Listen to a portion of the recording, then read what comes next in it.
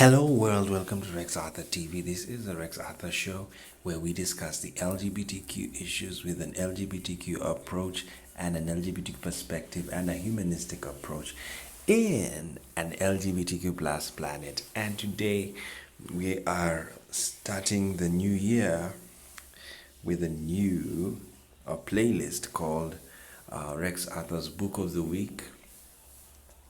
And this will feature LGBTQ books that we'll be reading throughout the week. And this is the first book is by Stephen O'Mari and Will Roscoe, Boywives and Female Husbands and Studies in African Homosexualities.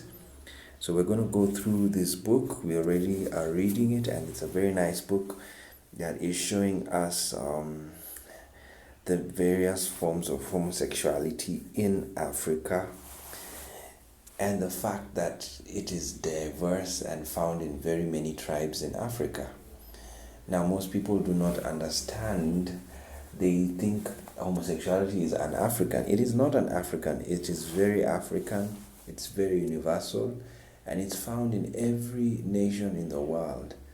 And it's just that the only thing that is different is the expression of that homosexuality is different. And in this book, you're going to see different countries, Sudan, you're going to see Senegal, you're going to see South Africa. We're going to see all of these countries, very many countries in Africa that show us different types of homosexual relationships. As you can see, the title, there are some boy wives. These are young men who tend to serve other men in different capacities. And then you also have female husbands, and these are men again. These are women who are lesbian, and they are husbands to other women. So we're going to see that in Africa, lesbianism and homosexuality are very common and natural. And throughout the book, they show us the different styles that these different cultures and tribes express their homosexuality.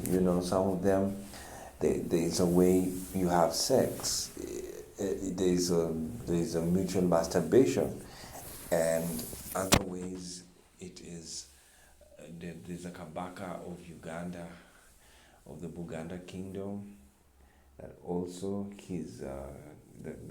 they had sexual proclivities which were homosexual in nature.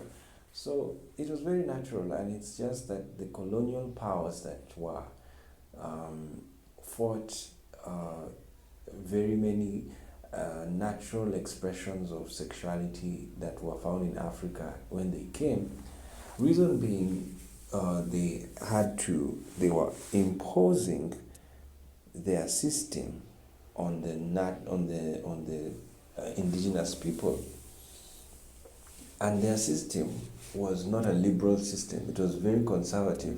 What you need to understand about the colonial system of government and the colonial mindset, it was very Christian, very puritanical in its imposition of law and order, because the laws at that time were basically influenced by the Bible, and most of the Bible laws were the Bible laws were just laws from Israel, but they were nationalized by very many countries that accepted Christianity, including Britain and a bit of Germany. However, France was not a colonial master that used Christianity, because when they came to Africa, France had already done away with monarchy, and so they were a secular republic or a secular colonialist. So when you look at the French colonies in Africa, they did not suffer very much. They did not punish homosexuality like the British because the British at that time of colonizing Africa, they were very Christian.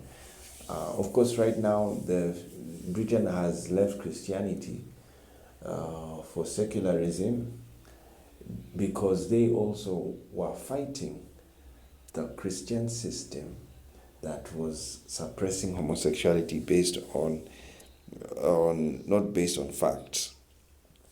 So this is what happened when the colonialists came to Africa, especially the Christian colonialists, and that's the British Empire. And they imposed their morals, and actually they're not even their morals, it's just the morals of Christian dogma onto the people, so that they would not be able to do those things, the sexual freedoms. However, when you look at the records, it's only Kabaka Mwanga, that's the king of Buganda, who was exiled for his homosexual behavior.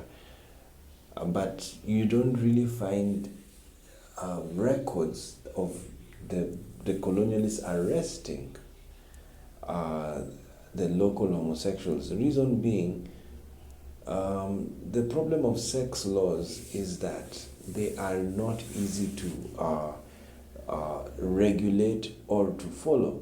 Very many countries in Africa have these colonial laws that punish homosexuality, but they are not enforced. You see, they are not enforceable because how do you know when people are having sex?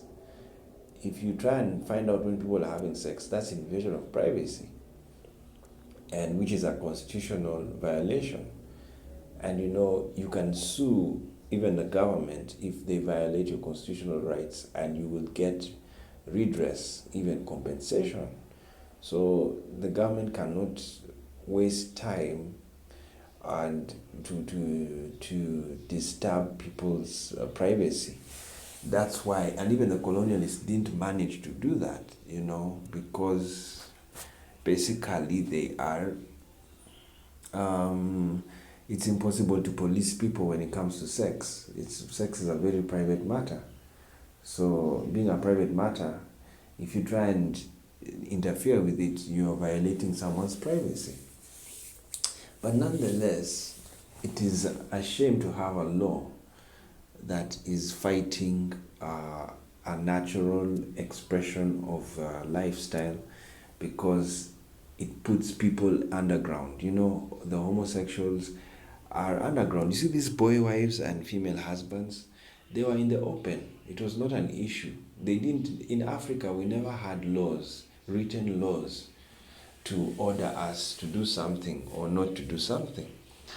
So this idea of written laws was a very new thing that came to Africa through the colonialist regime.